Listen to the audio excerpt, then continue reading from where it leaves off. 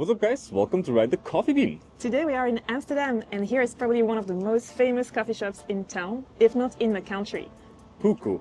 They are connected to a roastery called Friedhats. And we have gotten to talk to some of the people behind Friedhats and Fuku. So in this video, let's get to know them a little bit better.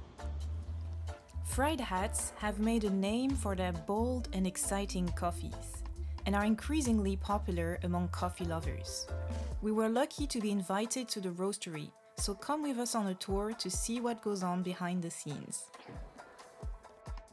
My name is Dylan from Friedhats Coffee in Amsterdam. Welcome to our roastery here. We started in 2016. I started with my business partner Lex, worked at his cafe then for a couple of years, and that's where we met. Then the cafe got shut down, so we decided to carry on together. For the first 2 years it was pretty quiet. We just started in an old garage. We bought the 6 kilo Gießen second-hand roaster, and we just a few bags of coffee, and we just started that, and the bottles that you can see here. And then eventually it took off. And then we moved roastery 2 more times until we got to this location, which is where we've been since 2020.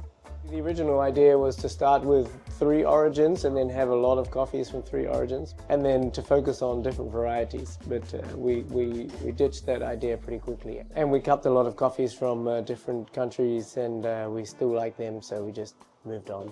And now we have a pretty good range actually, and we're pretty open to adding new origins. We just basically are buying coffees based on profile, flavor, the feeling we have with the people.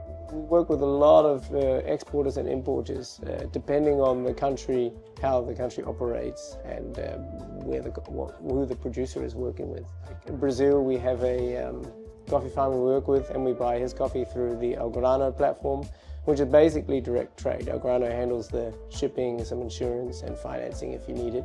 But for the rest, we deal with the producer for organizing the coffee and samples and quality and what we're going to do. So we're kind of well known now for like very funky coffees and a range of stuff. So we're not afraid of like heavy naturals. Anything interesting basically.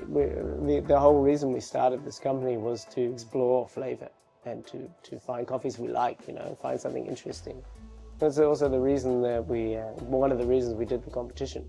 In the beginning, we didn't do this to make money, and we were basically convinced we were going to fail as much as we were going to be successful. So with that, we had this maybe a little nihilist approach to doing it, like let's just go all out, and if it fails, then at least we had a good time. And we kind of kept that even when things in the business grows, and we're coming to this point where we have a sort of larger company that's a bit more stable, and it runs now without us, you know, almost. I was in Vietnam at the beginning of the year, and there were also some cafes there with a few bottles, and I'm like, how did you get these, you know? Even I'm surprised. I guess we're known for being kind of funny, being pretty laid back, having great coffees. I think that's also important. Iconic, I guess. The bottles were new, the labels are pretty crazy. The name Friedhats tells us more about their backstory. It's an anagram of the name of the cafe that Lex co-owned, called Head First. So it's just the same letters in a different order, but Head First. So then I was the barista, their only employee at Head First. We thought it was a nice wink to the place that we met. We didn't want to like a serious name. When we started, it was really getting chic coffee. So there were like lots of very clean labels, lots of like white bags, brown paper bags, little cards, you know, it was getting very chic. So we just thought to go the other way. So we thought, let's do a stupid name and some crazy packaging and see if it works. All the labels are made by a friend of ours, an artist, Ivo Jans, and he started really at the beginning with us, did the logo, that was the first thing.